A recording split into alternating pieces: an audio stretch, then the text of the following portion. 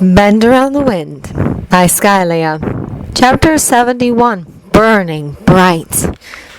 Loki knew he couldn't actually drag out talking to Thor much longer, but he still felt like it was necessary for him to have at least some peace and quiet to gather his thoughts and remind himself why he had to do all this. He walked out of the kitchen when Banner managed to capture Thor's attention by updating him on some Avengers matters. The breakfast was such a silly thing, and Loki mainly blamed Hatchet for it, but he did not deny that it was good. A good reminder of what he had right now to chase away the shadows of his past that resurfaced the second he laid eyes on Thor.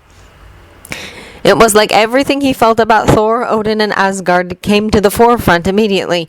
He could feel everything right below the surface again, like his wounds had been poked at until they were red, swollen, or bleeding. The breakfast was such a silly thing indeed, but it pushed all his darker thoughts away again.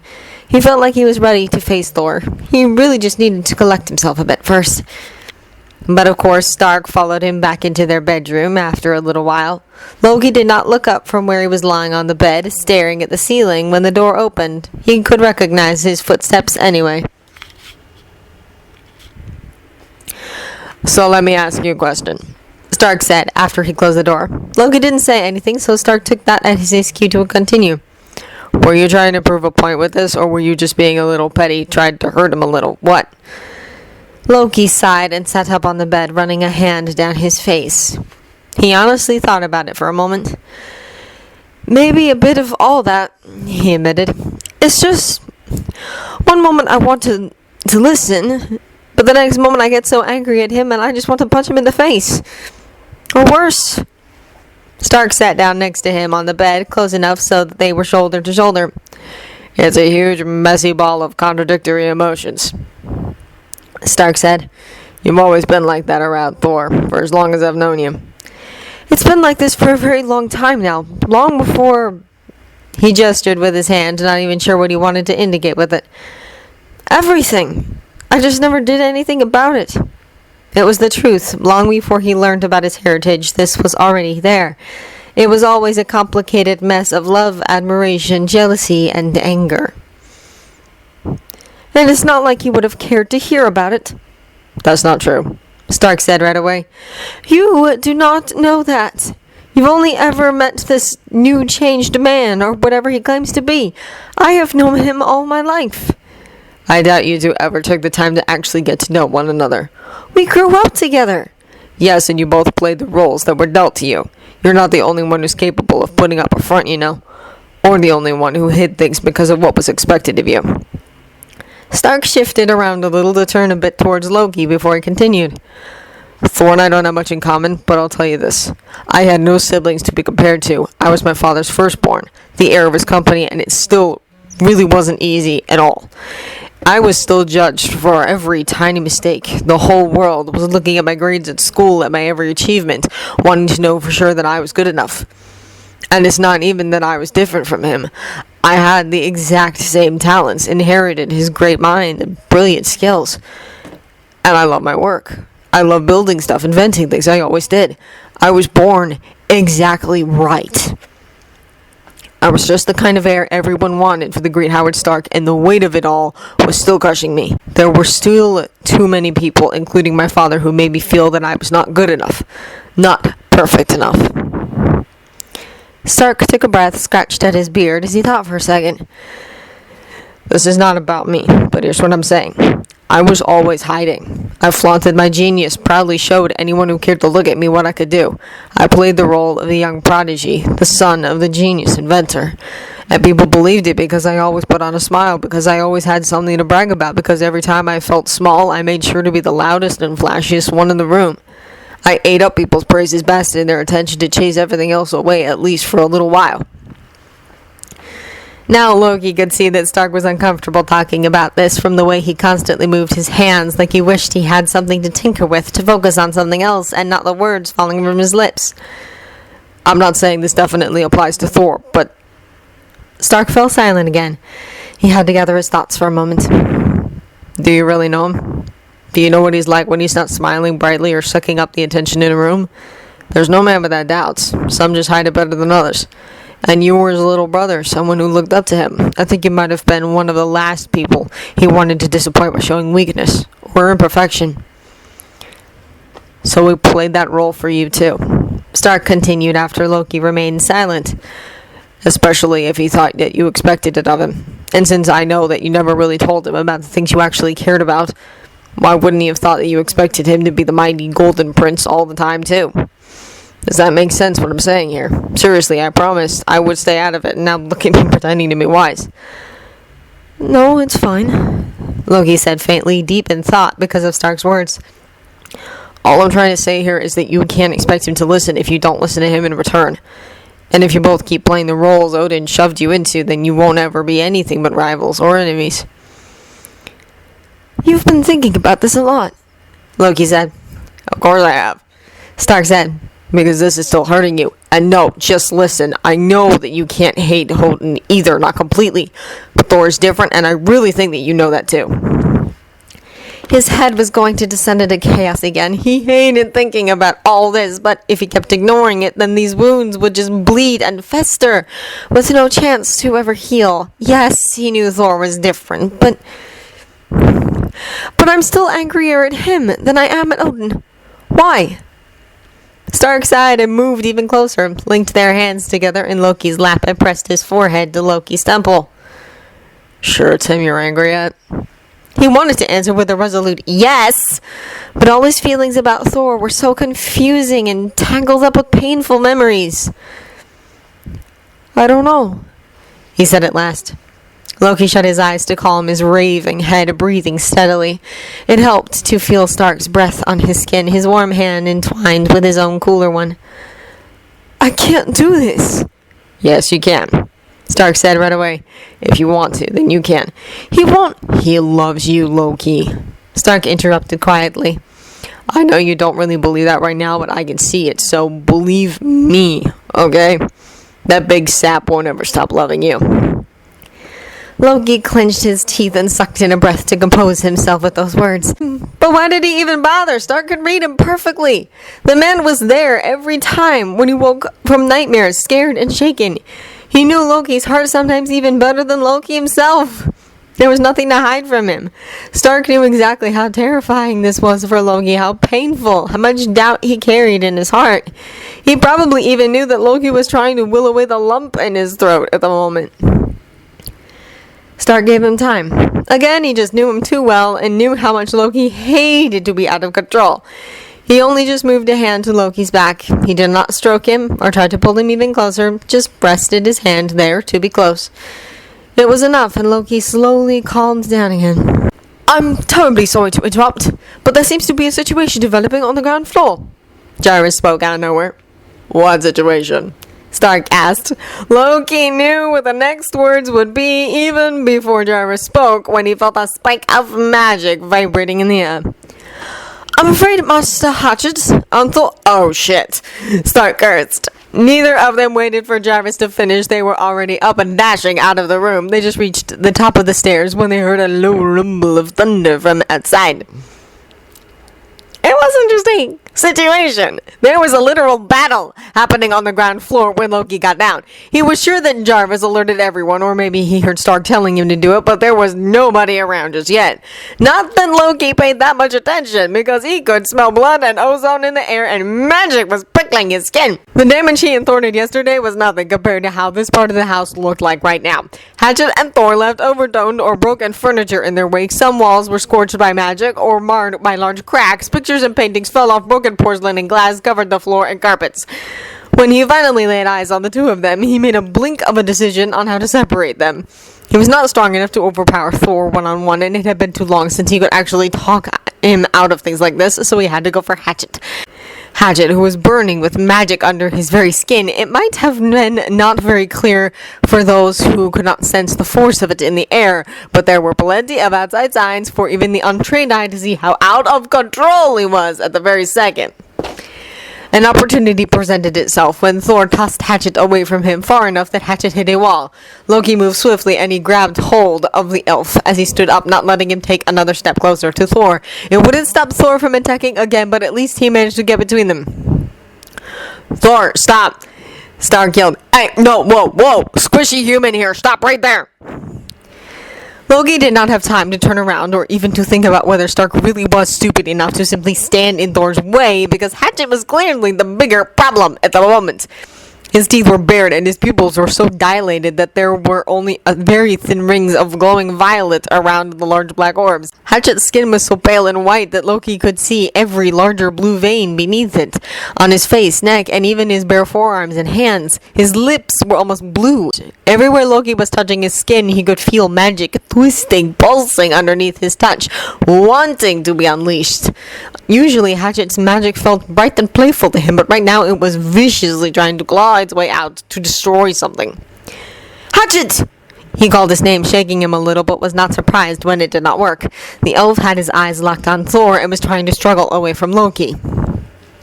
Loki let his own power reach out to the world around him, like when he was preparing to cast a spell, because that was all he could think of. He saw Hatchet angry before, but never so much that he let his magic reign freely.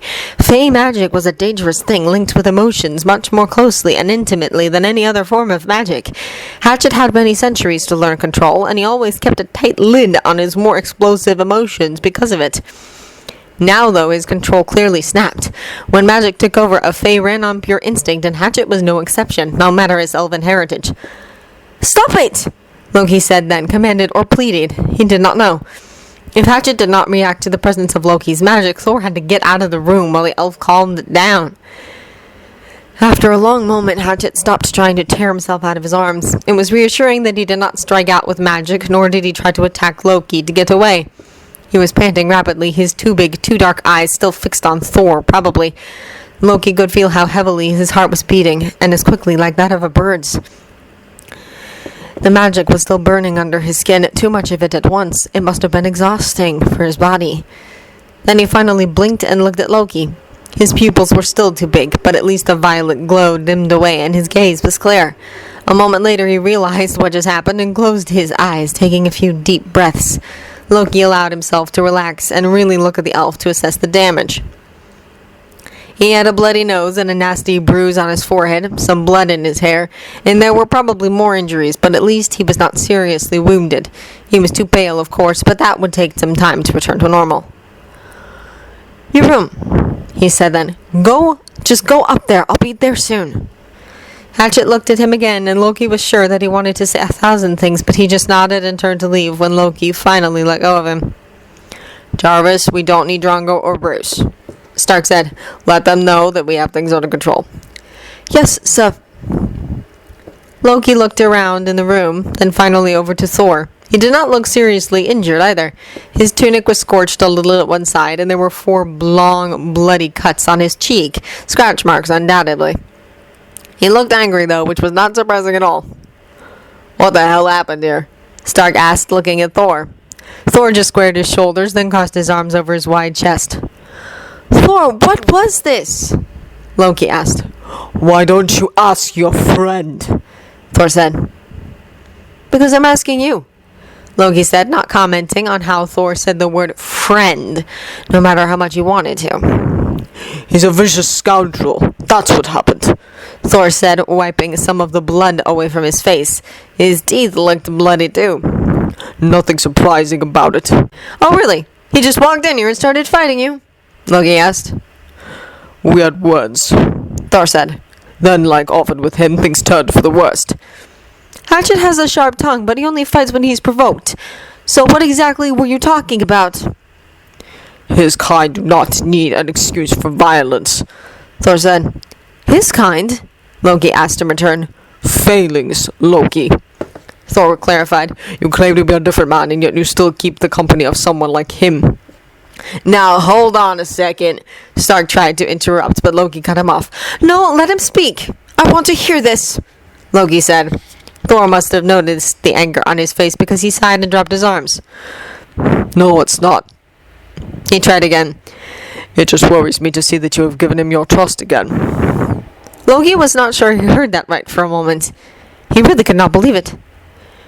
"You are in no position to decide whether I can be friends with someone or not." "No, that is not what I mean," Thor objected right away. I am glad that you have made friends in the past years, good friends too. It gives me hope that you are truly on the right path, but he's... Loki interrupted him. No, he said, because he knew exactly where this was going. I heard it all before, believe me. I know exactly what you want to say, and I don't care. I don't care which one of you struck the first blow, and I don't care what sort of insults started this. I don't care what you believe of him or his kind. I don't care whatever poison you think he whispered in my ears. All these centuries he is giving me nothing but care, loyalty, and love. So you don't get to decide whether he's good enough. He shared a look with Stark, but then he turned around and left before he said something that would make things even worse than they already were. Loki, Thor called after him. Nope, let him be big guy. Stark told him firmly. Hatchet sat on his bed when Loki entered, his back to the wall, his legs pulled up, his arms resting on his knees. He probably needed to eat something to get some color back in his face, but he did not look like he was in much mood for it. Loki climbed up on the bed to sit down next to him. That did not happen in a long time, Hatchet said after a moment of silence. I don't remember it ever happening, Loki said. Not to you, at least. Should have known better than to talk to him, Hatchet sighed. He always managed to piss me right off. Loki shrugged. Things were bad to begin with. You did not make it that much worse. I knew this was going to be difficult. I should just probably stay out of his way while he's here, Hatchet offered. If you want, Loki said. He's not going to tell Hatchet to get out just because Thor was here. Hatchet's fingers were twitching, moving restlessly on his knees. His magic was probably still burning under his skin. Magic was a lot harder to calm than one's heart or mind. Well, at least that's something Loki could help with, so he held out his hand. Hatchet looked at it and only hesitated for a moment before he took it. Loki was right, because he could still feel that his magic was wild and ready to burst out of him. Hatchet sighed, like some heavy weight was taken off his shoulders, now that he did not have to contain it by himself. The tension from his muscles was fading away as well. Those who did not know how to calm a fae, or failing, often found themselves in a world of trouble. Loki never had such calms because Hatchet himself taught him how to do it. I'm sorry, Hatchet said then. What for? I have promised you to behave, and yet I botched it up.